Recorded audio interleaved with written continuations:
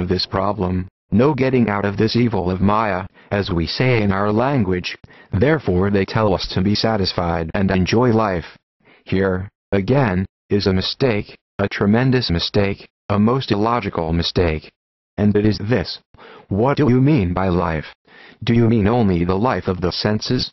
In this, every one of us differs only slightly from the brutes. I am sure that no one is present here whose life is only in the senses. Then, this present life means something more than that. Our feelings, thoughts, and aspirations are all part and parcel of our life, and is not the struggle towards the area, ideal, towards perfection, one of the most important components of what we call life? According to the agnostics, we must enjoy life as it is. But this life means, above all, this search after the ideal. The essence of life is going towards perfection. We must have that, and, therefore, we cannot be agnostics or take the world as it appears. The agnostic position takes this life, minus the ideal component, to be all that exists. And this, the agnostic claims, cannot be reached, therefore he must give up the search. This is what is called Maya, this nature, this universe.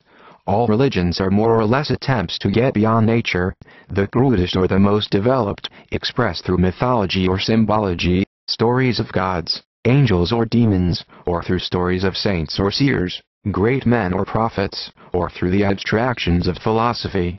All have that one object, all are trying to get beyond these limitations. In one word, they are all struggling towards freedom. Man feels, consciously or unconsciously, that he is bound. He is not what he wants to be. It was taught to him at the very moment he began to look around. That very instant he learned that he was bound, and he also found that there was something in him which wanted to fly beyond, where the body could not follow, but which was as yet chained down by this limitation.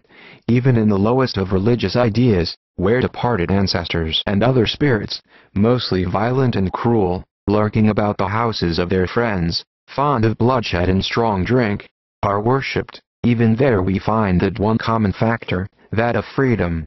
The man who wants to worship the gods sees in them, above all things, greater freedom than in himself. If a door is closed, he thinks the gods can get through it, and that walls have no limitations for them. This idea of freedom increases until it comes to the ideal of a personal God, of which the central concept is that he is a being beyond the limitation of nature, of Maya. I see before me, as it were, that in some of those forest retreats this question is being discussed by those ancient sages of India, and in one of them, where even the oldest and the holiest fail to reach the solutions, a young man stands up in the midst of them, and declares, "Hear, ye children of immortality, hear, ye who live in the highest places, I have found the way. By knowing him who is beyond darkness we can go beyond death." This Maya is everywhere. It is terrible, yet we have to work through it. The man who says that he will work when the world has become all good and then he will enjoy bliss is as likely to succeed as the man who sits beside the Ganga and says, "I will ford the river when all the water has run into the ocean." The way is not with Maya, but against it. This is another fact to learn. We are not born as helpers of nature, but competitors with nature. We are its bond masters, but we bind ourselves down. Why is this house here? Nature did not build it. Nature says, "Go and live in the forest." Man says, "I will build a house and fight with nature," and he does so. The whole history of humanity is a continuous fight against the so-called laws of nature, and man gains in the end. Coming to the internal world, there too the same fight is going on, this fight between the animal man and the spiritual man, between light and darkness, and here too man becomes victorious. He, as it were, cuts his way out of nature to freedom. We see, then, that beyond this Maya the Vedantic philosophers find something which is not bound by Maya, and if we can get there, we shall not be bound by Maya. This idea is in some form or other the common property of all religions. But, with the Vedanta, it is only the beginning of religion and not the end.